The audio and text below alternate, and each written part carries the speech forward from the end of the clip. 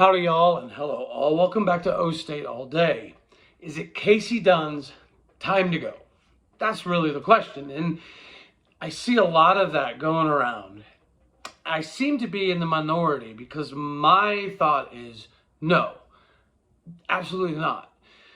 And I say this because, as we all know, if you've been watching or coming up with the fan base, right? So, my dad got us tickets in 1997, and we sat in the same spot for X amount of years. And then I had the opportunity to work for a company named United Mechanical, who built all of the massive air duct stuff that runs through the stadium, all through the whole thing.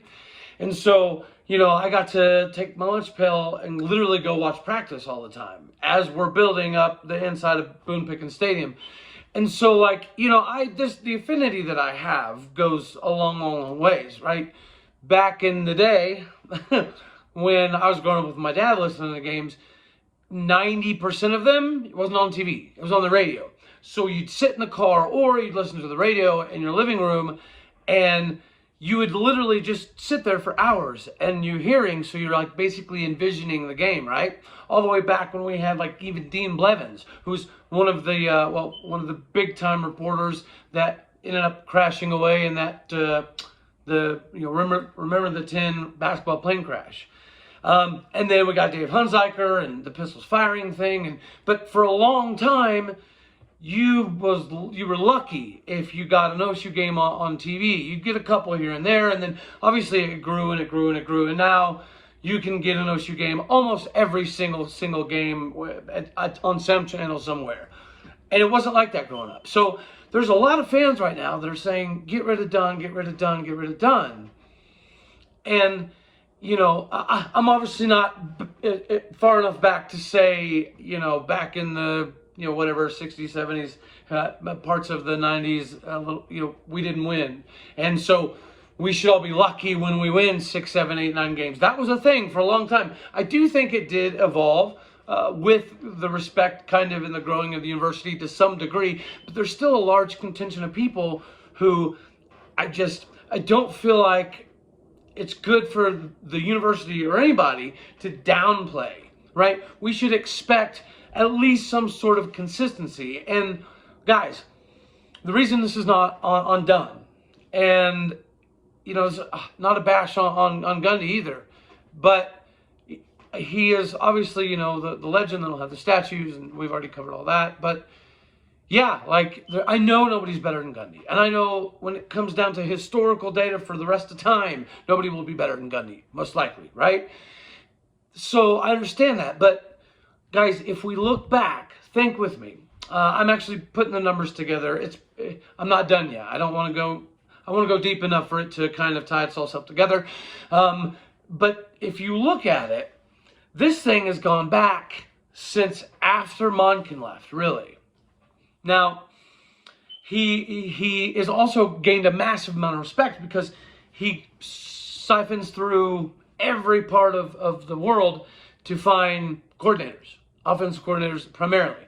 And so when he would get people from D3, Shippensburg University, and things of that nature, it made people scratch their heads. And yeah, they were bold moves, and most of the time they worked out.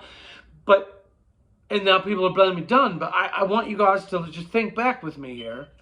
Back to the time that you get 1 or 2 games on TV, and you're listening to everything on radio all the way through now. There's been a consistency with Gundy. If he gets a lead or something to that effect, he's got this tendency to play too reserved. And I know some fans obviously are going to disagree, right? But I'm going to give this show, and the show that's still developing, we're having some technical difficulties and all that with the official Locked On show. I got to get the sponsor ads and all that figured out. But historically speaking, this has always been a thing. Always. It's like we play better if we have to come back in the second half. And what I'm putting together is the fourth quarter statistics over the last, like I said, 5, 6, 7 years or so. And the differentiation between that one quarter's play calling and effectiveness as opposed to the other 3 quarters. Now, obviously, it's a lot of data to go through. It's a lot of numbers. I'm getting her squared away, but I don't want to, discredit it at all. But I do want to say that even without going through the exact numbers, just think back. How many times did we punt in our own side of the field in big-time games, especially Bedlam's like a few years ago? We did it like twice. One time we punted from like the 34-yard line, our 34-yard line. And it's with like 2-3 minutes left. And it's things like this that, yeah, like I love Gundy, and there's nobody ever better. But just if somebody would be like, hey, man, this is your only obstacle, your only issue. Gundy's grown so much, and he's a phenomenal ambassador for the university. What he's done is amazing. Who he is amazing, right? What he represents is amazing. But this one thing, why can't we just, get him to see that, shrinking the playbook down to a handful of plays when you have a significant advantage? It doesn't help Casey Dunn. As Gundy's already said, if Casey Dunn has aspirations to go be a head coach somewhere, which obviously he does, why would he hamstring himself on purpose when the offense is moving and cruising? Why would we do that? Why would he do that? If he's trying to go somewhere, how can he go somewhere big if he has the reputation of being an OC that's really good for 3 quarters all the time? But anytime he has a lead in the 4th quarter, the drama becomes so unnecessarily massive. If it happened under Yurcich, and it happened under Fedora, and it happened under Gleason, and it's happening under Dunn. Like, I love Dunn. Dunn's a phenomenal wide receiver coach. Everybody knows that. He's phenomenal at recruiting wide receivers as well. Everybody knows that. But if anybody can't see that this has been the only massive trend that we've had forever and a day, then at some point in time we got to fix it, right? Like, be a little bit more riverboat gambler. Bob Stoops, a super old school. He did far more stuff, right? That sensation that OU fans got when Stoops made one massive coaching error, called timeout, and then re-kicked to Tyreek Hill in 2014. Yeah, when Stoops did that, he even said, in interviews after, he was like, "I cannot believe that I decided to re-kick the ball." Right? That feeling OU fans had, we've had that feeling a lot. And because Gundy is so phenomenal, we point fingers at other places. And I feel bad for Dunn because I don't think it's 100% not on Dunn. This is not a new thing. Guys, it happened against Baylor, right? Take the foot off the gas, control the game. It got more drama than it needed to at one point in time. We punted, and they came right back down and scored, and we had to control or answer, and luckily we were kind of able to. And then it happened again against Tech, right? We're adding drama in the 4th quarter when there's no need, especially when things are going well and things are cruising. And at one point in time, we're taking advantage of the running game. Now, I will say, in looking at some of the film, that in the second half, their D-line did get a lot of push in the middle. We were rocking and rolling with, basically on paper, like the 3rd string center. And then even he got hurt. And then the 2nd string, they had to put like 73 pounds of tape on his left ankle for our 2nd string to go in the game. And they exploited that weakness right there. But that's not, how can that be it? How can you as a coordinator be like, guys, we're putting up gangster level stats. We're doing our thing in the first half. But in the second half, here's what we're going to do. We're going to take the playbook and we're going to go, okay, everybody good?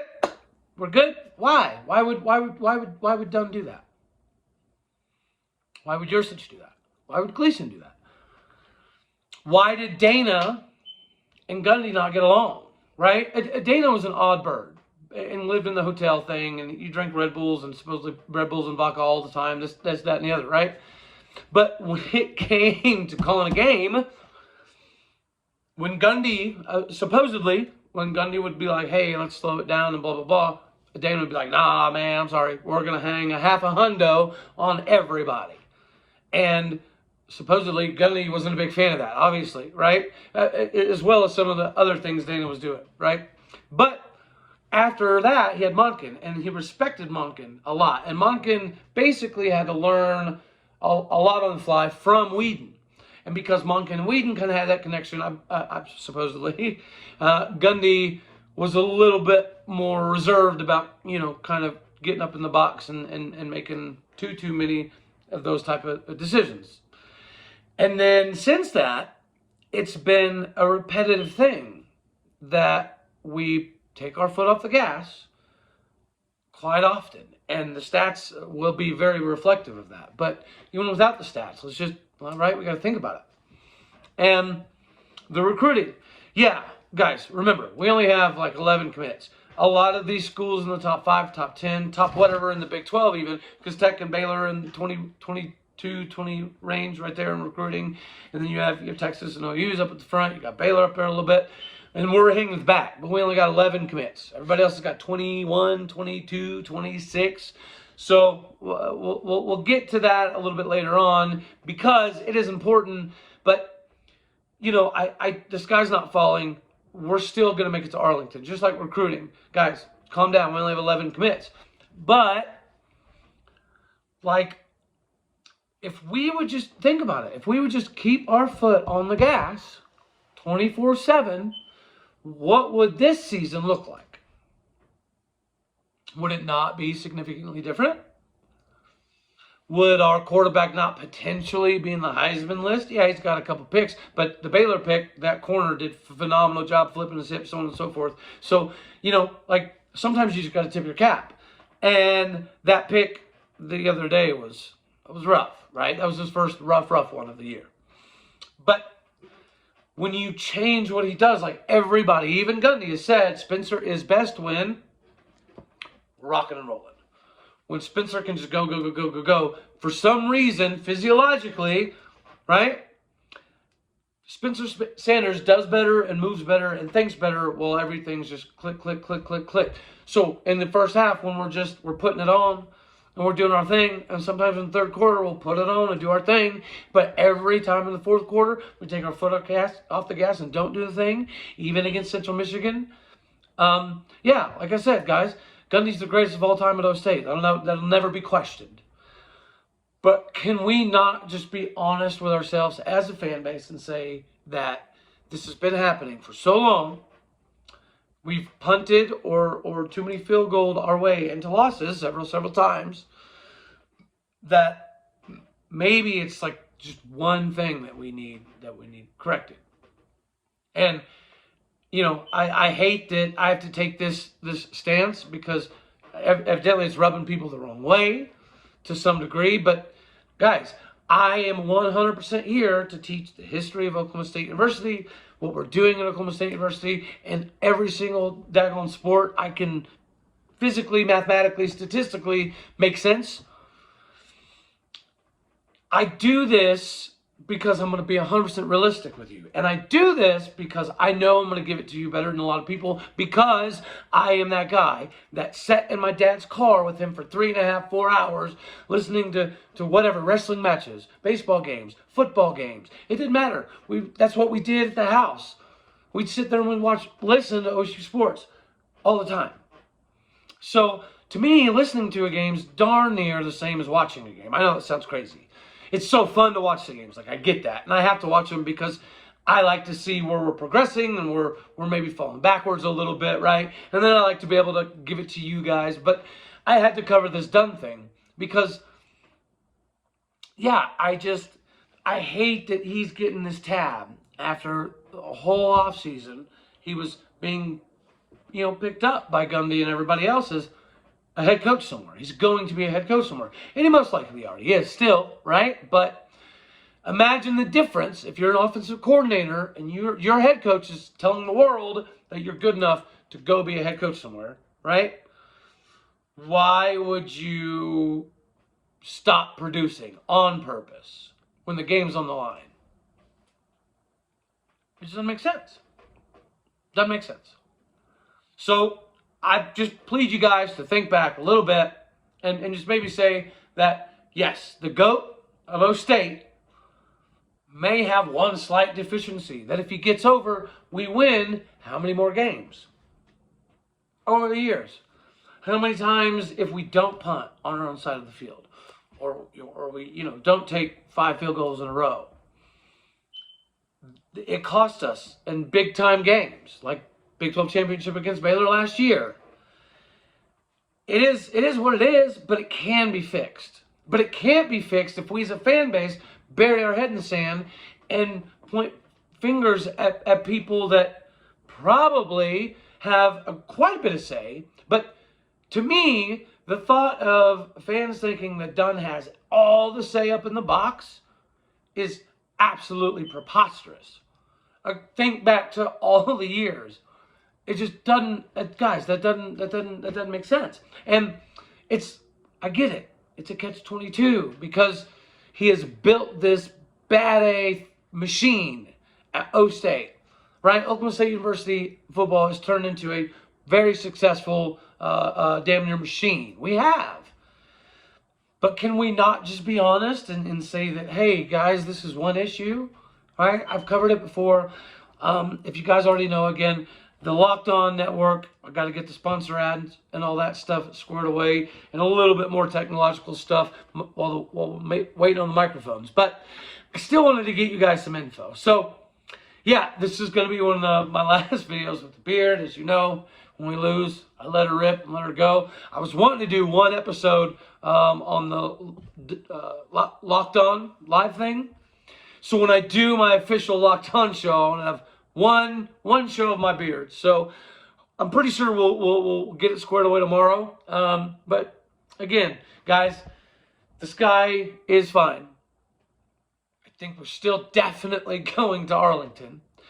I do think that since Gundy kind of got this out of his way, like it's just a bugaboo. Just call it like it is. It's a bugaboo of his. He gets too conservative and we lose a game or two a year that we shouldn't. All the time, every year, every single year. And we keep, blaming other people, but I don't understand why we don't just admit that it's not like anybody wants Gundy going anywhere. What, we can't just ask Gundy why this one thing has been an issue and how it's not undone. Maybe. Defense looked great. And we got Texas coming up. I'm going to do my preview of Texas, obviously, tomorrow. And I think we're fine. I think we are going to play a little bit more fired up. And since we did get this one out of the way, I think that we're going to see a little bit more gas pedal. So, guys, let's watch the Texas game. And if the offense is atrocious, or we do the same thing and say we're up by 14 and we slam on the brakes in the fourth quarter, we can have that discussion as well. But let's just say this is going to be a good outlier because we got that out of the way. We got that taste out of the mouth, hopefully. And now we're going to come for Bevo blood because yours is pretty good, right? But our 2 deep, this is crazy. Our 2 deep is better than the University of Texas. 100%. Center, we're going to need some help. Hopefully we can figure that out. But everywhere else, I think we're more than fine. But let's just play a game. A game this year, right here, right now, where we just go gas pedal, gas pedal, gas pedal. No brakes. No brakes. Just go. Let's just see what it does. And we'll see if Casey Dunn is a culprit or if he's liable, or if it is what it is. Let's have that conversation. But let's also not, please, be disingenuous or disrespectful to ourselves as a fan base and the university and Oklahoma State. Gundy bleeds orange. I think a lot of people watching this bleed orange.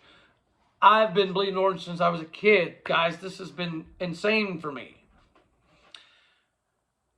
The historical stuff mixed in with how our ascension has happened is huge. So what do? I mean, guys, I study stats all day, every day. I watch games in crazy ways, right? Nobody gets it. But so that's why this is perfect platform for me. But it's not new. This isn't new. This isn't right now. This is 15, 16 years. The ascension is phenomenal. Being a fan now is the coolest thing in the world. It really is, especially for O State. And I just realized I got my angle.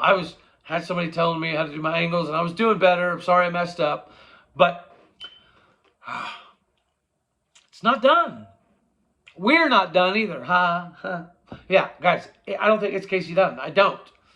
He can't be that good, but have this immaculate inability to do the same thing.